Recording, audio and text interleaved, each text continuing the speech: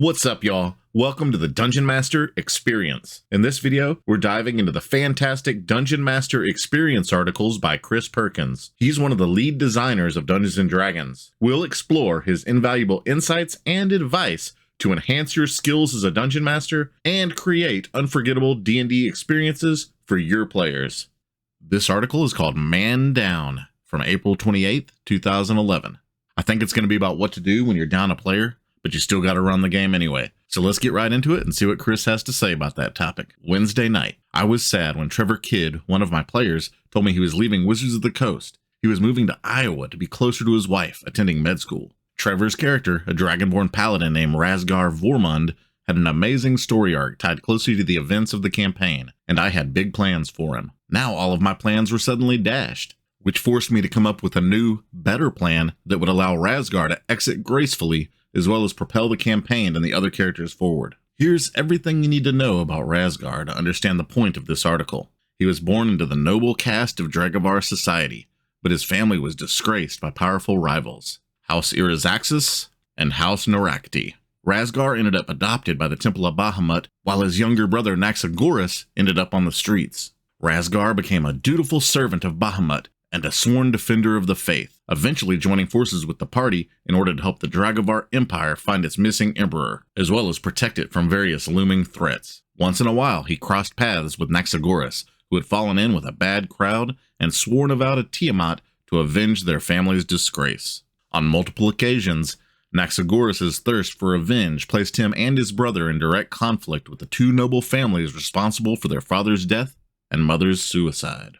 Meanwhile, Razgar tried everything he could to persuade Naxagoras to abandon his oath to Tiamat. Over the course of several levels, Razgar obtained a solid lead concerning the Emperor's whereabouts, but other quests and his brother's antics continually got in the way. Then a window of opportunity suddenly opened, and Razgar persuaded his companions to accompany him to the island of Nith Salim, where the wreckage of the Emperor's flagship had been sighted. I love how Chris drops all his lore on us, and it's a little dense at times, but you gotta admit it's pretty awesome. So it looks like the long and short of it is, his player Trevor was leaving the game. He needed a new plan for his character. named Razgar. Razgar was right in the middle of the campaign, all kinds of family drama, a quest to find the missing emperor, and he's totally in the thick of it. But then it seems an opportunity to conclude Razgar's story emerged when he decided to lead the group to the island. At least that's my takeaway. It always does suck when you lose a player. Do you just have their character fade away, or do you write it into the story? Do they fall in a pit trap? Do they go for cigarettes and never come back? None of the options are super fun. But anyway, let's see what Chris has to say and continue with the article. To the other players in the group, Trevor's character was the friendly face of the Dragovar Empire, an honorable dragonborn through and through. He reminded them that the Empire wasn't as corrupt as the Dungeon Master sometimes made it out to be. Trevor's departure not only meant that the group was shrinking from 8 to 7 players, but also that the party was losing its moral compass. And I was losing not only a great role player, but also a character whose ties to the Dragovar Empire fueled a lot of great storytelling. So Chris ran 2 home games, one of which had 8 players. Think about that. It's a lot of freaking players, man. When a player leaves the group on good terms, my Dungeon Master skills are put to their greatest test, for it's my job to make sure the departing player's final session is an amazing emotional experience for the whole group. In a long-running campaign such as mine, every player deserves an appropriately spectacular send-off. To deny a glorious finale would have been negligent and disappointing, and a good Dungeon Master never leaves the players feeling disappointed. In January, I co-hosted a Dungeon Master seminar at D&D Experience in Fort Wayne, Indiana. One of the seminar attendees shared an anecdote from his campaign in which he had one player leave the group and another player join in the same session. In his final session, the departing player sacrificed his character to save the life of the new player's character. This simple act of heroism created a bond between the new character and the remaining party members, all of whom were touched by their comrade's noble sacrifice. I practically wept at the ingenuity of it, even though the outcome had been somewhat orchestrated by the Dungeon Master and departing player. I wanted something equally impactful.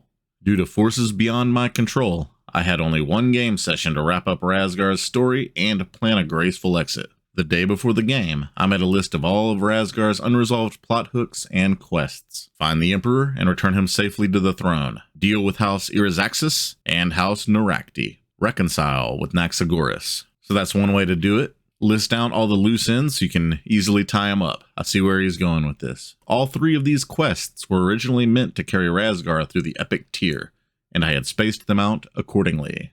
I ended up discarding my original plans and instead focused on how I was going to tie up Razgar's story in 4 hours of game time.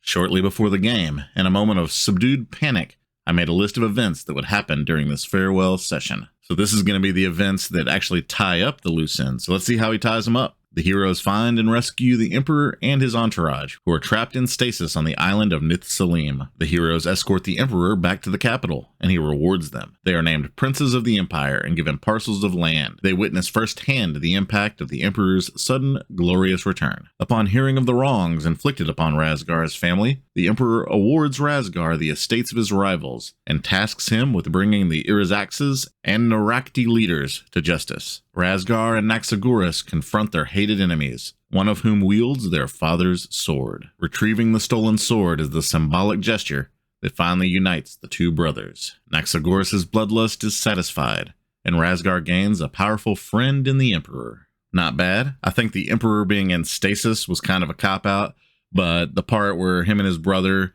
face off with the enemy wielding his father's sword, that's pretty epic. And of course, he only had 4 hours of game time, so he had to squeeze in all of this stuff into one night, including 8 people trying to tell one of their really good friends goodbye, who's moving to the other side of the country. So he really has to condense all this down and squeeze it down. And the Emperor being in stasis is just part of one of those things that had to happen, I guess. Anyway, continuing on. Originally, the Emperor wasn't on the island.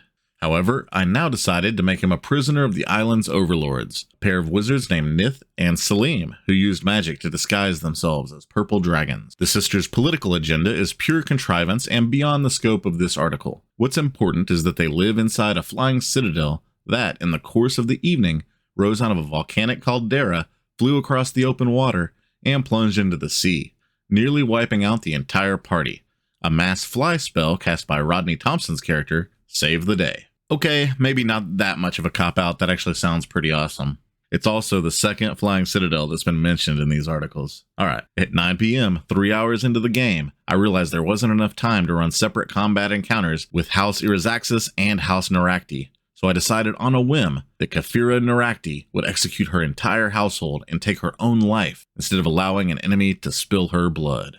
Moreover, rather than allow her family's fortune to fall into Razgar's hands, she would use it to hire assassins to avenge her death. That's a pretty legit kill switch if you think about it. Just will your estate to an assassin's guild with a list of names attached. Instead of posthumously hiring them, I suppose that makes it prehumously. In any case, how's that for setting up a future encounter? That left Tazaro Irizaxes. I don't usually let NPCs steal the limelight, but I did allow Razgar's brother to score the final blow against the evil dragonborn noble and reclaim his father's sword. As for Razgar, he decided to spare the life of Tazaro's daughter, Taishan, and even allowed her to retain a small portion of her father's estate. One final noble act, brilliantly improvised by Trevor in the moment. That's a super awesome character moment. Even in the heat of vengeance, the paladin has a moment of mercy. Very cool, and I like it. Lessons learned. Sometimes when a player leaves, the campaign stalls. The onus falls on the Dungeon Master to make the most of it, to reassure the remaining players that the campaign will go on, and that it's still full of surprises. As much as I'll miss Trevor, his departure has already propelled the Wednesday game forward. What will happen now that the Emperor has returned? I wonder. Will Kafira Narakti make good on her threat to avenge her family's destruction? How will the other players fare without their faithful moral compass? I see dark times ahead, but only time will tell. Here's what Trevor's sudden departure taught me. Nothing's more important to a campaign than the stories of the player characters. Improvisation is the key to survival, both for the Dungeon Master and for the campaign. Next week, I'll talk about maps, which I love, and share a few Dungeon Master mapping tricks. The Best Villain Ever contest was well received, so expect another in the not too distant future as well. Until the next encounter. Alright guys, that was a cool one, very much chocked full of Chris's lore from his game. So one of the cool things is if we follow along with these articles, we'll actually follow along with Chris's campaign as it unfolds and happens, or at least the parts that he shares in these articles. So I guess maybe we'll get to see what happens with the Emperor and the assassins and all that good stuff. But anyway, I actually am excited for the next article about mapping. So stay tuned. See ya.